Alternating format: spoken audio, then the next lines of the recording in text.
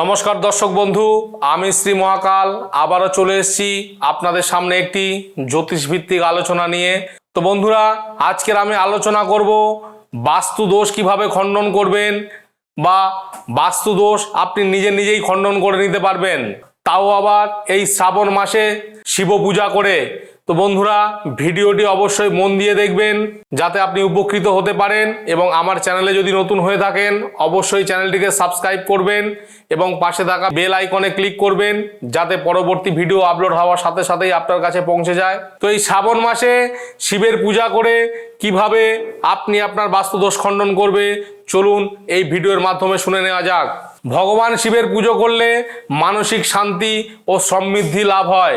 এর পাশাপাশি শিবের পুজো করে ঘরের বাস্তু সমস্যা সংশোধন করা যায়, কারণ শিব হচ্ছে ধ্বংসের পাশাপাশি পুনর্গঠনেরও দেবতা।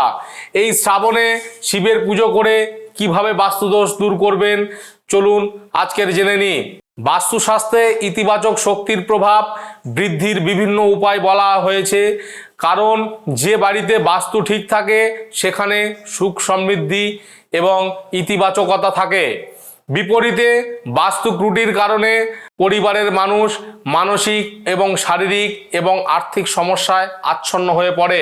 যদি বাড়ির বাস্তু ভারসাম্য ঠিক থাকে তাহলে মানুষের স্বাস্থ্য ভালো থাকে এবং জীবনে সুখ সমৃদ্ধি এবং শান্তি বজায় থাকে। বাস্তুশাস্ত্রে এমন অনেক নিয়ম আছে, নীতি আছে যা অনুসরণ করে বাড়ির বাস্তু সংশোধন করা যেতে পারে। এর পাশাপাশি শিব পূজার মাধ্যমেও ঘরের বাস্তু ত্রুটি দূর করা যেতে পারে। হিন্দু ধর্মে শিব এমনই একজন দেবতা যাকে ধ্বংস এবং পুনর্গঠনের দেবতা হিসেবে বিবেচনা করা হয়। তাই এটি বিশ্বাস করা হয় যে শিবের পুজো এবং ধর্মীয় আচার অনুষ্ঠানের মাধ্যমেও ঘরে উপস্থিত বাস্তু ত্রুটি দূর হয়। বর্তমানে শ্রাবণ মাস চলছে, যেখানে অন্যান্য সময়ের তুলনায় শিব পুজোর গুরুত্ব অনেক বেড়ে যায়। শ্রাবণ মাসে শিবলিঙ্গ স্থাপন, শিব পূজা এবং বাস্তু নিয়মের সমন্বয় আপনার ঘরকে আধ্যাত্মিক এবং সমৃদ্ধিপূর্ণ করে তুলবে। শিব পুজো করলে বাস্তুদোষ দূর হবে।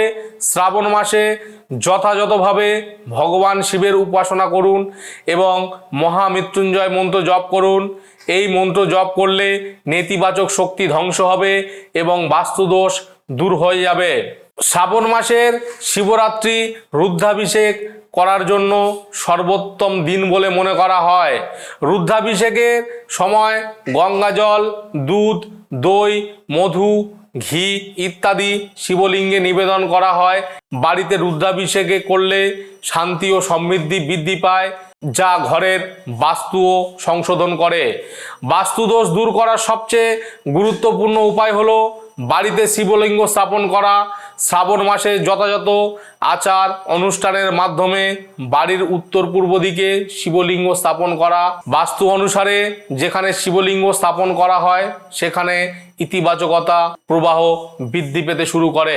শিব পুরাণে আরও উল্লেখ করা হয়েছে যে বাড়িতে নিয়মিত শিব পূজা বা দেবদেবীর পূজা করা হয় সেখানে ইতিবাচক শক্তির আকর্ষণ হয়, যা বাস্তু দোষ দূর করতে সহায়তা করে। শ্রাবণ মাসের শিব পূজায় গঙ্গাজল, বেলপত্র, শশীপত্র, রুদ্রাক্ষ, ডমরু ইত্যাদি শুভ জিনিস ব্যবহার করলে ঘর থেকে আপনার নেতিবাচক শক্তি দূর হয় এবং সুখ সমৃদ্ধি বৃদ্ধি পায়। এছাড়াও এই জিনিসগুলি অর্পণ করলে মহাদেব সন্তুষ্ট হন এবং আশীর্বাদও করেন। তো বন্ধুরা, এই জিনিসগুলি আপনারা করবেন। আপনাদের বাস্তুতে যদি কোনো সমস্যা থেকে থাকে সেই সমস্যা অবশ্যই দূর হবে। ভালো থাকবেন, সুস্থ থাকবেন। পরবর্তী ভিডিওতে আবার দেখা হবে। জয় শিব শম্ভু।